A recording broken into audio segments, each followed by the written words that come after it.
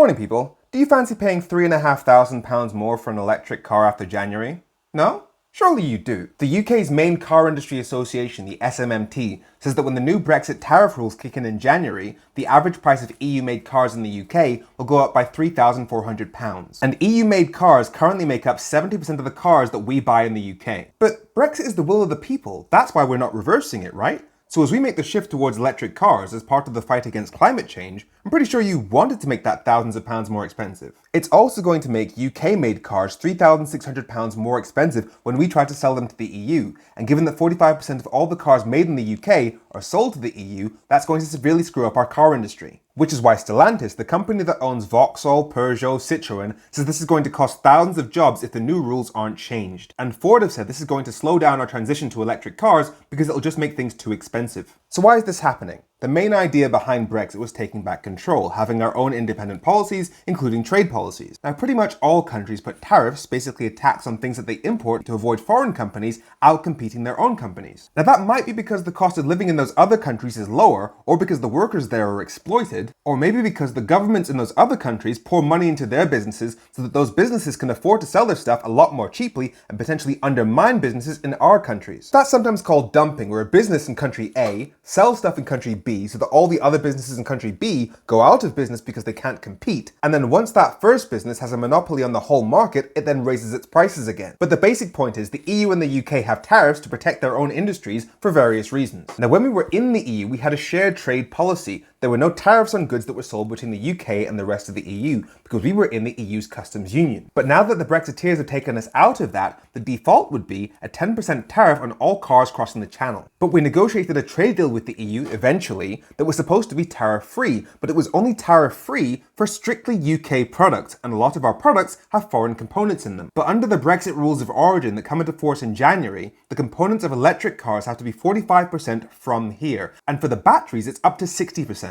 And neither the EU or the UK supply chains are anywhere near that because our parts are coming from all over the world. Which is why the car industry is asking for a 3-year delay to getting Brexit done. You know, that thing that Boris Johnson promised he'd do in 2019. And now our car industry is on its knees begging them not to actually do it until 2026, 2027, which is funny because that's over 7 years later. And I feel like somebody warned them of exactly that back in 2019. No, which means we're going to be negotiating with the EU and arguing about this for 7 years if we have to go through with it. So that's how long it takes to negotiate the sorts of trade deal that we need. Now, it's unclear whether the SMMT genuinely believe that by 2026, UK and EU cars will meet the rules of origin requirements to avoid tariffs, or maybe they're just thinking, well, by 2026, we'll have a Labour government, so maybe if we just kick the can down the road a bit, Labour will turn Brexit around and we'll never have to deal with any of this. I've told you guys before that I cried when Boris Johnson got his deal in 2020, not because a no-deal Brexit would have been better, it would have burned our economy to the ground immediately. I cried because I'd already driven myself into the ground trying to prevent Brexit for 4 years,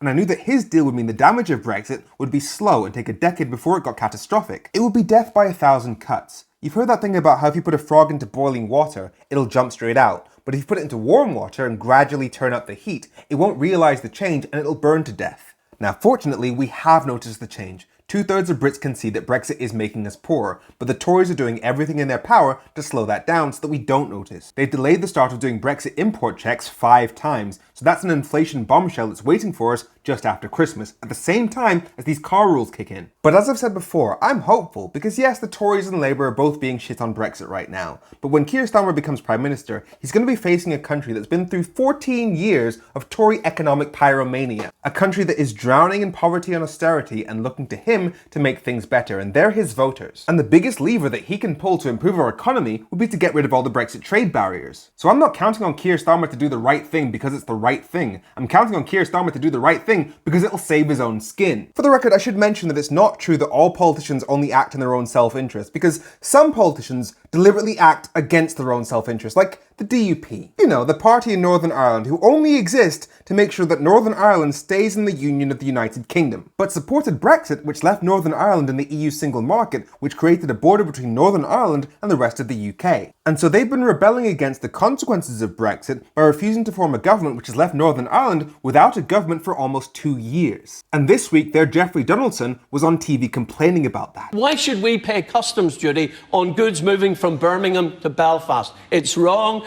and a border in the Irish Sea that prevents us trading with our biggest market is wrong. We are part of the United Kingdom. We are entitled to equal citizenship within the United Kingdom, and we shouldn't be treated as second-class citizens, and that has to end, and that's why I'm speaking up for union.